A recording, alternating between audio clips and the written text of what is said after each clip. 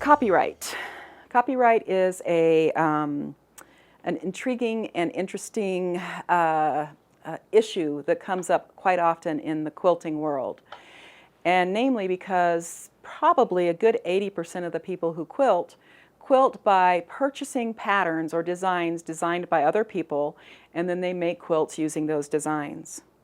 First and foremost, when you purchase a pattern that somebody else has designed, you are purchasing the right to make that pattern. That is it. You do not own that pattern. You own the paper that pattern was written on and the right to make that pattern, and that is it. You have no right to do anything else with that pattern. You cannot make a copy of that pattern and give it to your friend. You cannot make a quilt from that pattern and sell that quilt. If you do, you're breaking copyright law. That being said, copyright law is broken constantly in the quilting world. I don't think it's fair. I don't think it's right, but most people don't realize that they're breaking the law. Here's what you need to know about copyright. The minute I write something, it is copyrighted. I do not have to send it to the copyright office to have a copyright on it. I do not have to have a copyright symbol on it to have it copywritten. It is copywritten and protected as my property the minute I write it, whether I ever print it out on a piece of paper or if it stays on my computer. All I have to be able to do is prove its provenance, meaning that I wrote it. So a lot of people will print it out at least once, and then they'll take a picture of it next to that day's newspaper so that they can prove that they've had it since that date. Other people will actually send their work to the Copyright Office in their state, pay a fee. It gets put in on microfiche or whatever system they're using at the time, and it becomes a legally protected copyright. Sometimes, depending on the state, they will take everything they write in 1 year's time and send it to the Copyright Office, and for the same fee as if they'd sent one item in.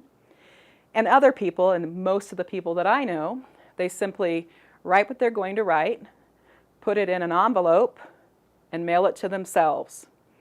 When they do that, they leave it in that envelope. It's in the envelope sealed with the date that it went through the post office, therefore giving it its provenance. And then they simply file it away and keep it in case they ever have a problem.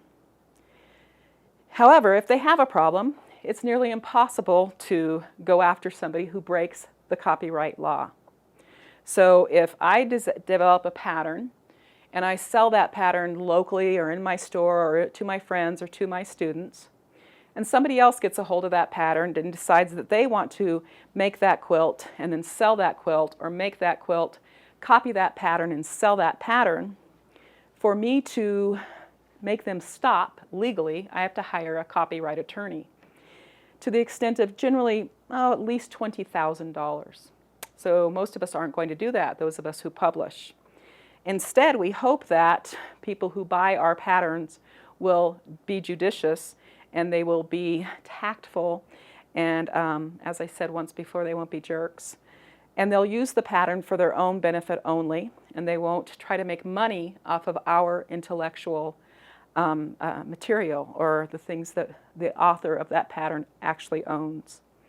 So, some people say, well, I bought this pattern.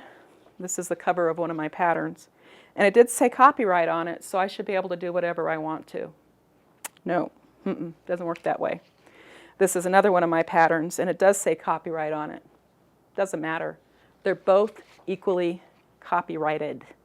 They both are protected by copyright law.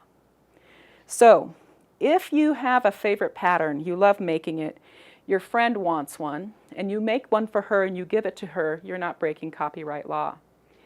If you tell her it's going to cost $50 for the fabric, you need to pay for the fabric and I'll make it for you, and you make it for her, you're not breaking copyright law. But if you make one, it's really pretty and your friend likes it, and you say, well, you know, you're going to have to buy it from me and it's $125, you have now broken copyright law. If you make a quilt and you enter it in a quilt show and it's somebody else's design and you don't say this was designed by somebody else and you're claiming it as your own, you're breaking copyright law. So let's not do that. Most of the people who design quilts are other quilters like us. Let's respect their intellectual property. Let's be kind to them and give them the credit where credit is due.